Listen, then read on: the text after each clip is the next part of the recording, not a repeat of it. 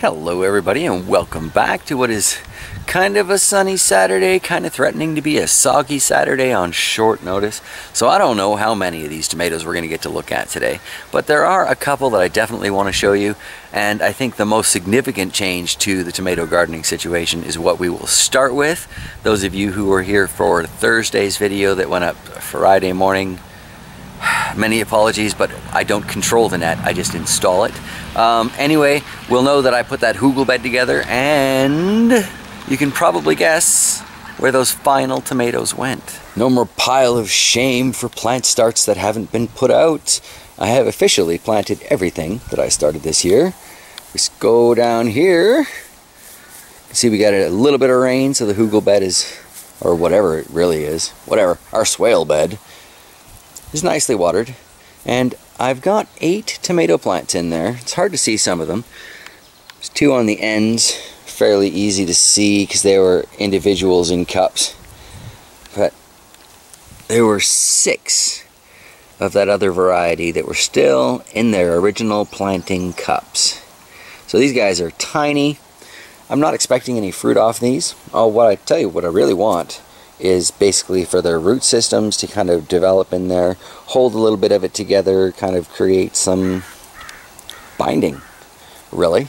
I'm also thinking about maybe putting some peas along the front, beans along the back, ultimately for the same purpose, although it's early enough in the season they might actually produce.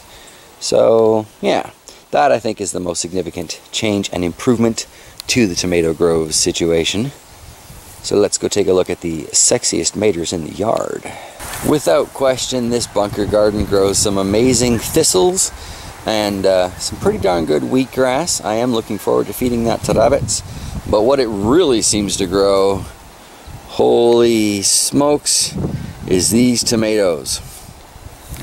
So looking at this one here, we've got some maters forming on the side. There's a slightly larger one there I hadn't seen before, although clearly it's been there for a while. This thing is busting out all over the place. We've got flower clusters here, flower clusters there, flower clusters there. So that is looking to be a pretty productive tomato plant. And then look at this. Look at that. It's beautiful. July starts tomorrow, and yet I already have this sucker growing away. Happy as can be. Some nice large numbers on all of these clusters. And here we can see some future fried green tomatoes, although I think that there is a sign of irregular watering. So I need to be a little bit more on top of this garden bed.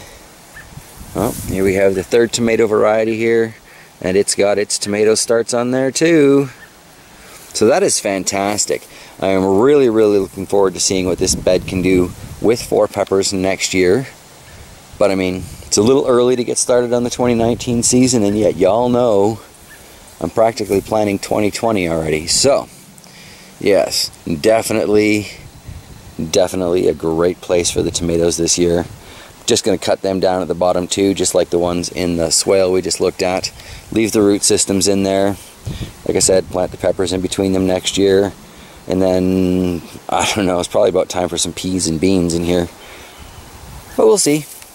That's future years. This year, it is a gorgeous tomato bed. And while we've got some sun, we'll look at a few of these ones from the tomato grove.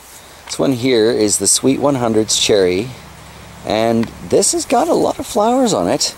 I'm not seeing the little globes busting off on here yet. But if it produces anything like the ones in the hangers, this is going to be an absolutely amazing tomato plant. Beside it here, we've got the Broad Ripple Yellow Currant from Rob Bob. I have been thoroughly enjoying this tomato, like I said before, everywhere I've grown it. And it's been very productive, and as you can see, this year will be no different. Let's be gentle here, but we can see the beginnings.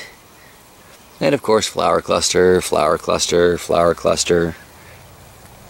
My thinking is so much of this was once garden and then has been left for so long that the nutrients are just kind of thrilled to have something to feed again, because these plants are doing way better than I expected. I mean, they're no bunker garden tomatoes, but they're still doing pretty darn good. Here we have the, what is this? This is the Lemon Boy I bought as a start from the Home Hardware this year. We do have some flower clusters forming here, some fresh ones up here, another one forming down there. So potentially we'll get something off of this. I don't think it was worth it to buy the tomato start though, because ultimately it's not that much larger or smaller than any of the tomatoes I started downstairs, and half the tomatoes out here from downstairs are clones. So yeah, first of the indigo roses here, always so productive, always such an amazing color. Very excited to see what this is going to do for us this year.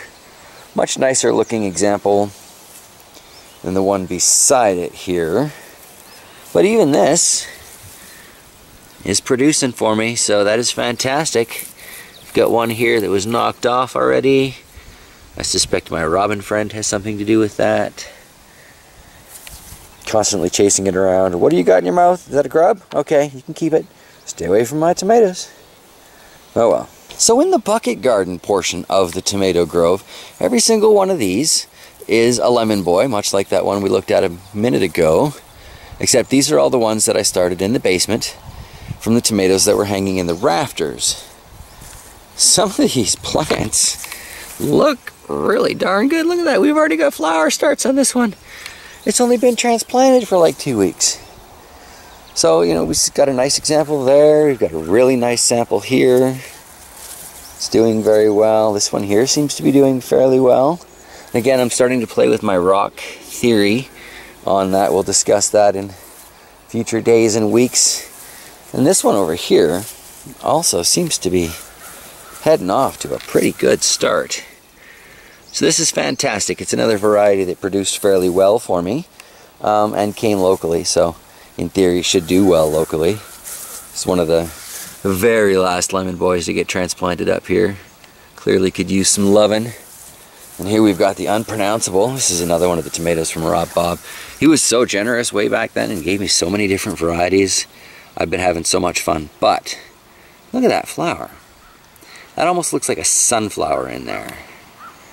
That is really cool. And these leaves are so different from any other tomato variety on the property. And I've got a few. It's very cool. Very, very cool. So on one of our trips to the thrift store, I picked up a book all about tomatoes. I think I may have mentioned this already.